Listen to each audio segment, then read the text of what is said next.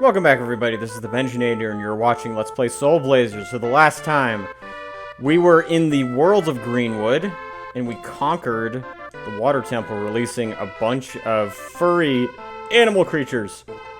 So we're gonna go talk to them. We've already talked to these guys, but we have not talked to the dog. Oh boy, yeah. Let's take a walk with the friggin' dog. This guy's gotta know what's up. I mean, he's not Turbo, but he's still pretty cool. Hello. Aw, that's sad. It's gonna be kind of inconvenient to have your brother buried on an island. Ah, the Green Theater, the Woodston Trio. That's funny.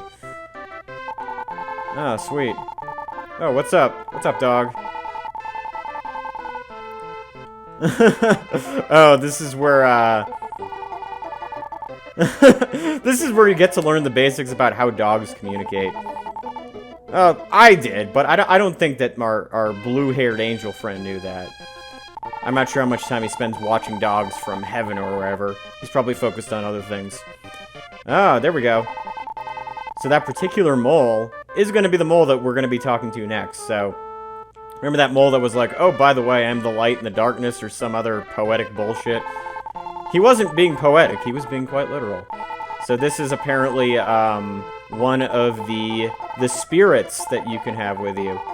So now, when we are in dark dungeons, there will be a light coming out of that little glowy thing that usually shoots fireballs. So, just so you know, there is a way. I'm trying to remember what the...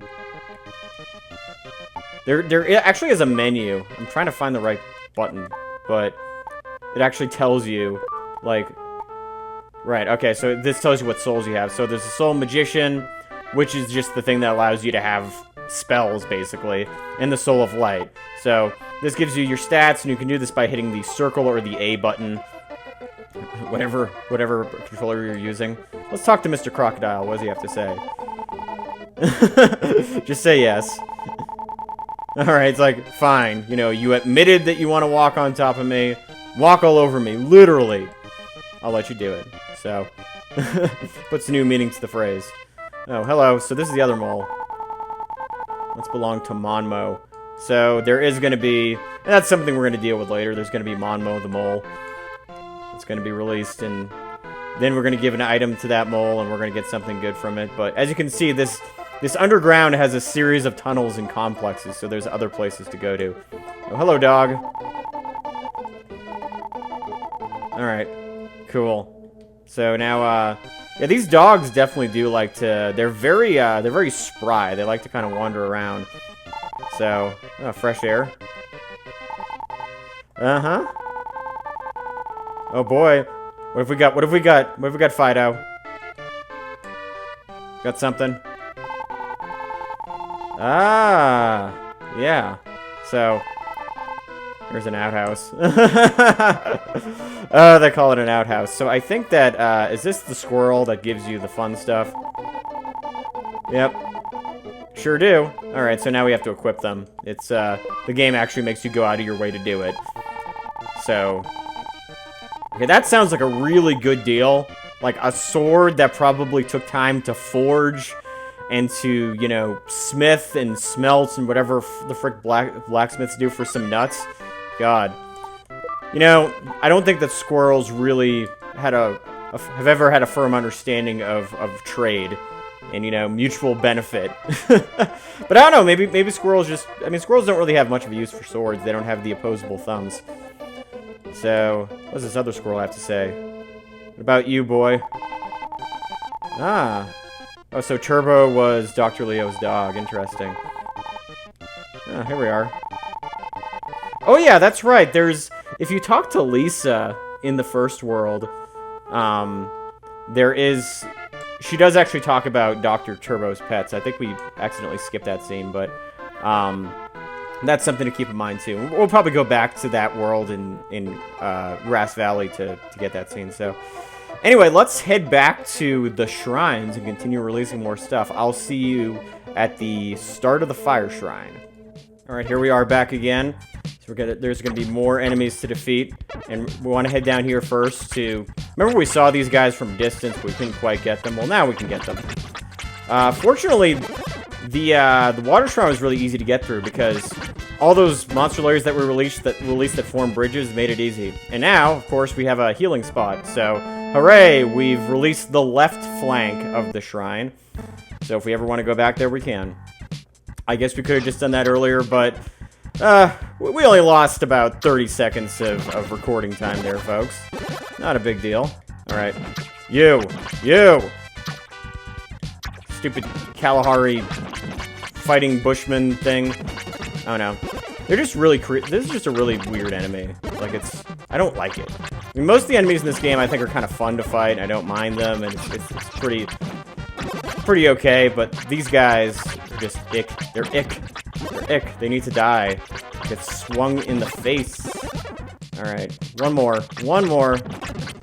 Then we can enter the fire shrine. There we are. Cool. So now we're going into what I think is probably the longest shrine to deal with. And once again, we have the, okay, with the Psycho Sword, we can stun metallic enemies, but we can't actually harm them. So, again, don't worry about those guys for now. You'll be able to get them at a later date. We'd have to deal with these lizards, which are not really that hard. So, oh, don't swing backwards. That's not very useful. And what have we got? Another medical herb. They're just dropping herbs all the time. It's crazy. Alright, so lizards. Oh, the ghost things.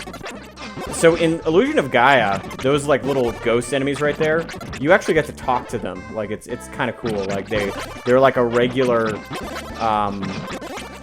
shtick that you have to deal with. Is like these talking ghosts. They're supposed to like represent wayward spirits or what have you. Alright, so we got passage revealed down there. Oh, 3 monster layers in this floor. And what are we releasing this time?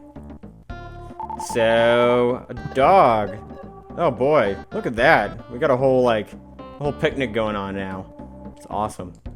And by the way, one thing I forgot to do when we were back in town is talk to the deer that was on the stage. And he's basically just gonna say, hey, you know, we're the group, we're the nothing inside, what the hell? Like we're basically a performance troupe, and I need my 2 other partners, and so we're gonna gradually release the 2 other partners.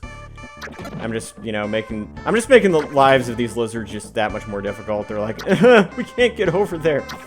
We sense a soul, the soul blazer in that area, but there's nothing we can do about it. Ah, boy. Well, there we go. And that'll go to the final area in the fire shrine, or not the final area, but the next area. But we do want to try to clear out this floor first. There's 5 monster layers. And just a general hint for this game is anytime you're in an area, you want to check how many monster layers are, and then you want to make sure to have an effort, to create an effort, ooh, graves, to get rid of as many monster layers as you can possibly access. Because, as I said before, missing one can be can just kind of throw you off. Like, you know, there's events in the game that will be inaccessible without it. And sometimes you'll miss some really good items, and other times you'll miss, like, major plots. Like, major parts of the plot. And that can be really frustrating. Because, you know, when I was 8, this was... some of the aspects of this game were kind of confusing. I mean, nowadays they seem like child's play, but alas, that's what getting older and wiser can do, I suppose. Alright, come on. One more. Let's kill him. Ah! Stupid thing. I have to walk through you? That was painful. Literally. So what have we next? We have a crocodile. Oh boy. And now we can actually access that graveyard. Because there's 2 crocodiles. So we got 3 more. And one of these monster layers we're not going to be able to deal with. That's the one with the metal scorpions. But the 2 other ones, I believe we can take care of them. Yep, definitely blizzards. Oh god, this is a terrible place. This is terrible. Alright. This guy's gonna come out one at a time. Oh, this sucks. Oh, I'm gonna be double teamed by these stupid scorpions. I remember not being quite as difficult, but then again, it's been a long time since I played this game. At least, I want to say 8, 9 years, something like that. I mean, I've beaten this game multiple times, but the last time I played it was about 8 or 9 years ago. I think I played Lufia 2 for the first time afterwards. Good game. Might be covering it. Oh, squirrel. Squirrel on an island. An inaccessible island, so to speak. Alright. Okay, 2 more monster layers. So, basically 1 more that we can deal with for the time being. And then we're gonna have to just press on. Where are you? Where are you? Okay, so I guess we can't get to that monster layer right now, so there's not really any point on killing these guys unless you really want the EXP, but it's not necessary. So, let's move our way through here. Stupid, stupid scorpion. Out of my way. Out of my way. Alright, so let's go down a floor. So this area is the biggest pain in the ass, because you're going to have some floors, right? Oh, the fiery things. Ugh, these guys are stupid. Ah! Ah! So this is probably the biggest pain in the ass, because you're going to have these floors that get hot and then recede. And some of them you can't even cross. So it can be somewhat of a headache to deal with this particular area. So you have to wait till that cools off. Right, so now that gets across. Cool. But you get armor that can be accessed in the town after we do some more releasing that will prevent you from getting burned by those floors. All right, the second member of the squirrel, the trio, so to speak. So we're gonna try to 7 monster layers. That's a tall order. So yeah, here's how you want to cross this little thing right here. You want to wait till it recedes, and then you want to go up, right? And then it's gonna get on fire again. And I believe we can actually make it all the way to the end after if we just make a mad dash. Here we go. Here we go. Here we go. Here we go. Here we go. Oh, so close. Okay, so that's how you get to it. And again, it's really annoying, but sometimes it adds a little bit of element, I guess, of challenge to the game, is that you can't just, barge in somewhere. Oh, there we go. Hopefully this will be worth it. I mean, I think that lady is going to give you some EXP, so that's a happy thing. That's a very happy thing.